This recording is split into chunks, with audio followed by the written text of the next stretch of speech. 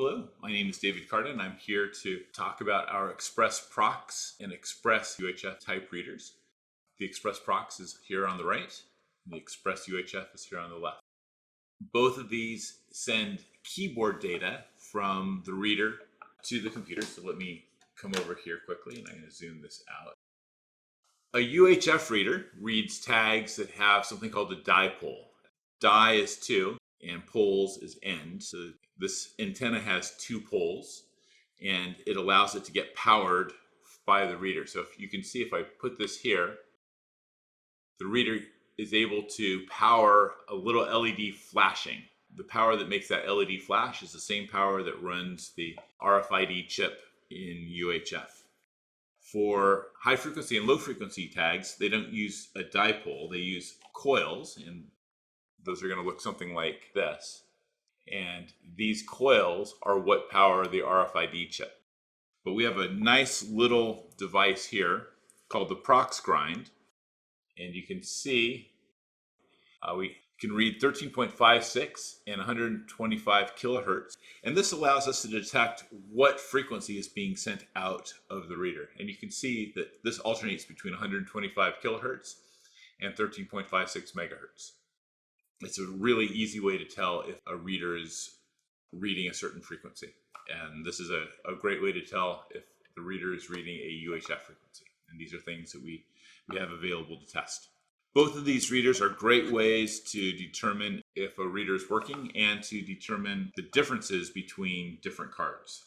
The UHF reader can read long range, so every time I move, it might just pick up an extra card. So let's unplug it for just a second. So anytime you see a card that's in a clamshell like this, that's probably a Prox card. Sometimes they say Prox, sometimes they don't.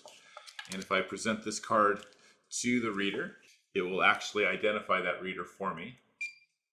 There we go. It says HID Prox card. This is another clamshell. It's also low frequency, 125 kilohertz. This says Farpoint. When I present it, you can see that it identifies as a pyramid. Farpoint uses a pyramid chipset. This is another HID card. HID puts a nice embossing on their clamshell cards. These are all 26-bit type Prox cards. Those are probably the most common in the industry. They're one of the oldest, but they are not the only ones you'll find out there. You'll find all sorts of different bits. This is another HID card. You can, if you ever see this little HID blue thing, it's a nice way to kind of quickly tell. If I present this card here to the reader, this actually identifies as a Casi-rusco type card. So HID bought a number of different card manufacturers. Casi-rusco and Indala are both now HID brands, even though they used to be competitors. So just a different type of card, different type of modulation. It's another white card. This happens to be an HID card as well. That was interesting. This card, even though it's white, has, and you can't tell just by looking at it, has 2 different chips in it. So if we were to look at this under a high intensity light, we would be able to see 2 different chipsets inside of it. This is a nice card because this has 3 different chipsets in it. It says it has a CIOS, it says it has an I-class, and then this little itty bitty chip right here is the Prox. So if I present this down, you'll see 3 cards. There you go. ISO 14443A, I-class, and Prox. But there are all sorts of different cards. This is a MyFair DesFire EV1. There's MyFair DesFire EV2, EV3. This is iCode SLI-X. This sort of RFID card or sticker is actually used for library books. So if you go to your local library, you'll find these are inside the book. It might not be the same size. Here are some other cards. MyFair is a name that you'll see all the time with RFID.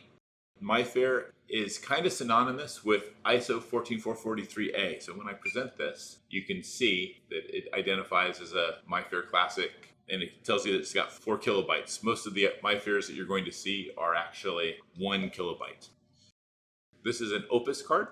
The interesting thing about this is actually an ISO 14443B card. You don't see too many of those, but I thought it was interesting to show you that they do exist. And then I've got just a broad range of different cards. I don't know what this is. MyFair Ultralight. You can see it's a slightly different coil. This construction was made to be very inexpensive for the transit industry. And then a bunch of white cards. There's one. That's an Indala, a little harder to read.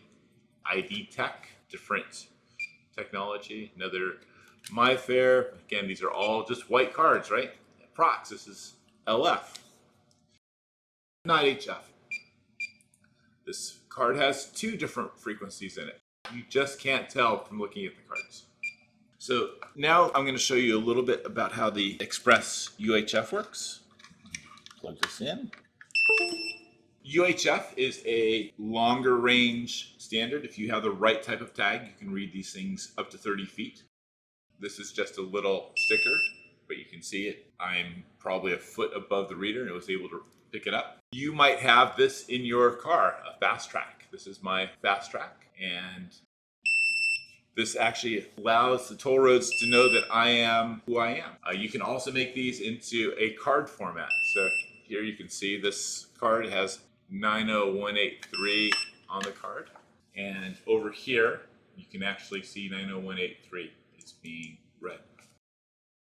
This is a really interesting card.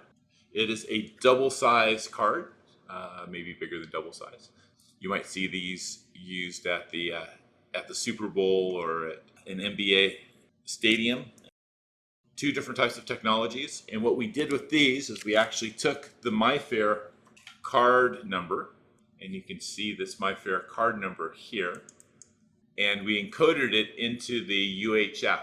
And if you look, you can see when it was reading these other numbers, 3234 BA53, it was actually doing a long range read of that UHF. So this is a dual technology card, but again, it's just white, so you really can't tell until you present it to the readers.